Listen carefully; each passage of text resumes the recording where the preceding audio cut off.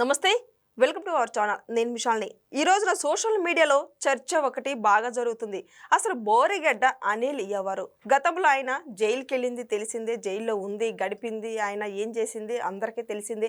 ఆయన ఏ విధంగా అసభ్య పదజాలంతో యూజ్ చేసింది, ఎవరిని తిట్టింది అందరికీ తెలిసిందే. కానీ ఇక్కడ లేటెస్ట్గా ఒక అప్డేట్ ఏంటంటే, అసలు బోరిగడ్డ అనిల్ ఎవరో మాకు తెలియదని వైసీపీ నేతల్లోనే చర్చ బాగా జరుగుతుంది. నిజంగా అసలు బోరిగడ్డ అనిల్ అంటే వైసీపీ నేతలకు ఎవరికి తెలీదా? కానీ ఆ చర్చ జరిగేటప్పుడు అసలు సజ్జలకే తెలియాలి అని అంటున్నారు. మరి అసలు ఏ విధంగా జరుగుతుంది? అసలు బోరిగడ్డ అనిల్ ఎవరు? ఇలాంటి అంశాలన్నీ చర్చించే ముందు స్టూడియోలో ఉన్నారు పొలిటికల్ అనలిస్ట్ నోకరాజు నాయుడు గారు ఉన్నారు. వారి విషయాలను తెలుసుకునే ప్రయత్నం చేద్దాం. నమస్కారం సార్. నమస్కారం అమ్మా. సార్, అసలు బోరిగడ్డ అనిల్ అంటే ఎవరు? గతంలో మనం చూసాం, ఆయన జైలుకి వెళ్ళారు. జైలుకి వెళ్ళిన తర్వాత జైలుకి వెళ్ళబోయే ముందు ఎవరిని తిట్టారు, ఎవరు అసభ్య పదజాలంతో యూజ్ చేశారు అనేది అందరికీ తెలిసింది. కానీ జైలుకి వెళ్ళి జైల్లో ఉంది, తినింది, ఏం తిన్నది, ఏం మాట్లాడింది అందరికీ తెలిసింది. కానీ వైసీపీ నేతలు ఇప్పటికీ కూడా చర్చ జరుగుతుంది ఏంటంటే, అసలు బోరిగడ్డ అనిల్ ఎవరో అని అడుగుతున్నారు. ఏం సార్, ఏం చెప్తారు సార్? ఇది రాజకీయ డ్రామా ఆడుతున్నారు.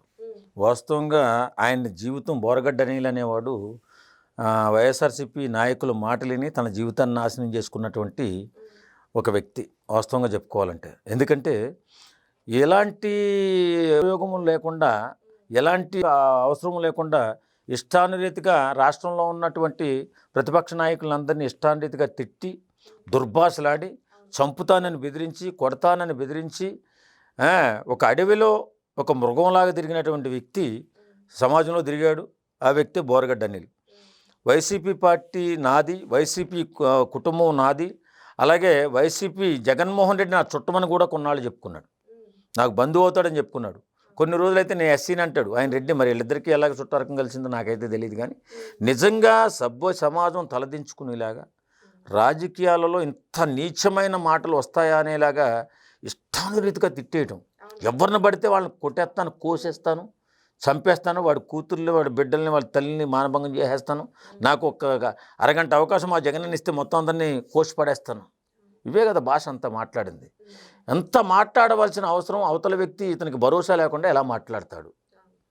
వాస్తవంగా ఈవేళ ఈ వెంకటరెడ్డి అధికార ప్రతినిధి అనేవాడు కూడా మాట్లాడుతున్నాడు. ఈవేళ బోరగడ్డ అనిల్ మాకు సంబంధమే లేదు, మా పార్టీలో సభ్యత్వం లేదు.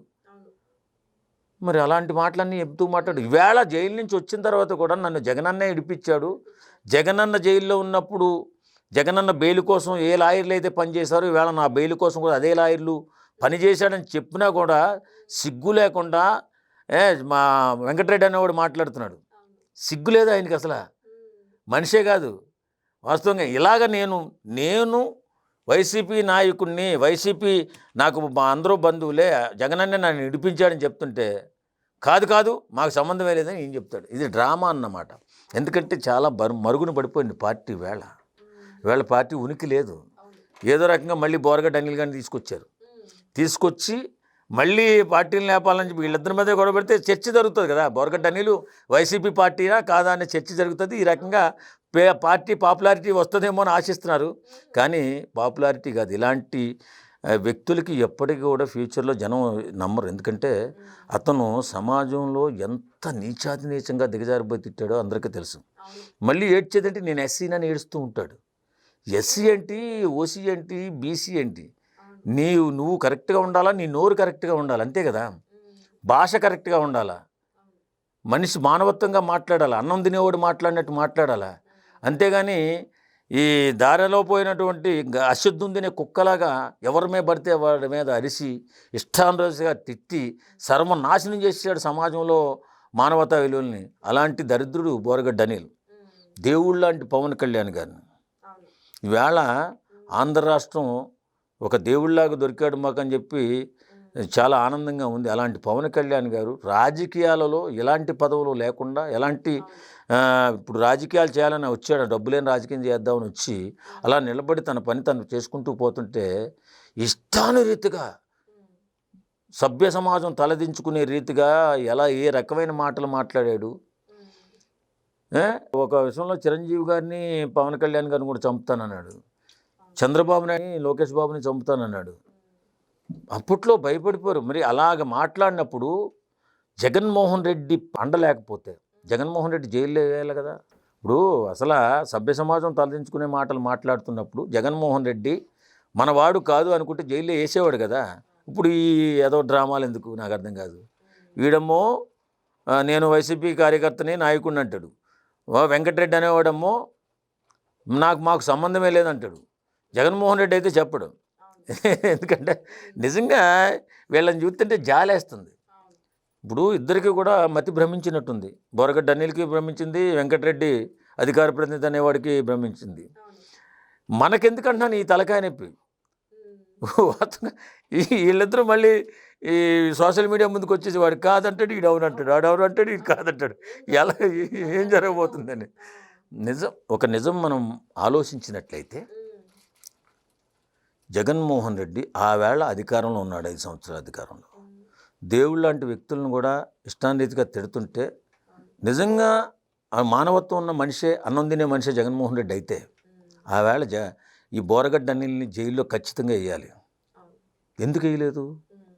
ఏదో రకంగా వాళ్ళిద్దరి మధ్య సాంగత్యం ఉన్నందువల్లే కదా. మరి వెంకటరెడ్డి ఎందుకు కనపడలేదు? ఈ కబోదికి కనపడాలి కదా, కనపడాలా వినపడాలి. ఈవేళ కూడా ఏమంటున్నాడు, నేను వైసీపీ కార్యకర్తనే, ఆడవుడు వెంకటరెడ్డి అనేవాడు అని చెప్పి వీడంటాడు. వాడు నా కాదని వీడంటాడు. నిజంగా చాలా హాస్యాస్పదంగా ఉంది. ఏదేమైనా సమాజానికి పెట్టిన చీడపురుగులు ఎవరైనా ఉన్నారంటే ఈ వెంకటరెడ్డి, బోరగడ్డ అనిలు, వీళ్ళందరినీ వెనకేసుకొచ్చేటటువంటి వీళ్ళ పెద్ద నాయకుడు.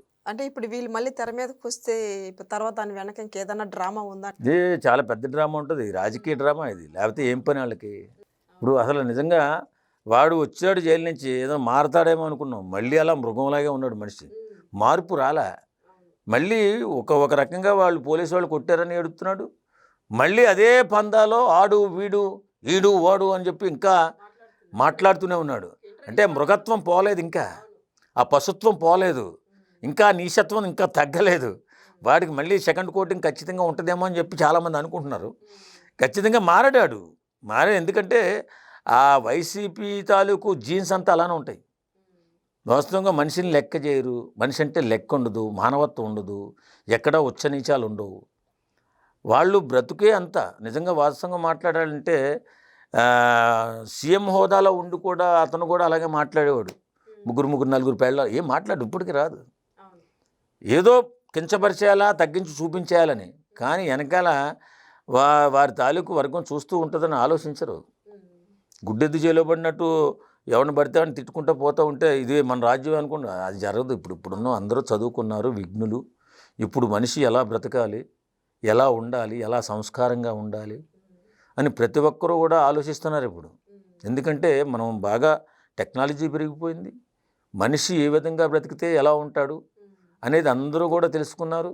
ఇక్కడ తప్పేది, ఒప్పేది, నీచమేది అన్నీ కూడా తెలుసు. కాబట్టి ఇవాళ జగన్మోహన్ రెడ్డి బాగా అట్టడుగు వర్గానికి వెళ్ళిపోయాడు. ఎందుకంటే తన పరిపాలన చేత కదని తెలిసిపోయింది. ఎందుకంటే పరిపాలన చేతనయ్యేలా ఉంటే జగన్మోహన్ రెడ్డి గారు అధికారంలో ఉన్నప్పుడు సంక్షేమాన్ని ఒక్కదాన్నే నమ్ముకుని ముందుకెళ్ళు, అభివృద్ధిని కూడా చేస్తాడు. అభివృద్ధి చేస్తుంటే పిల్లల భవిష్యత్తే కదండి కావాల్సింది. దేనికైనా పిల్లల భవిష్యత్తే కదా కోరుకునేది.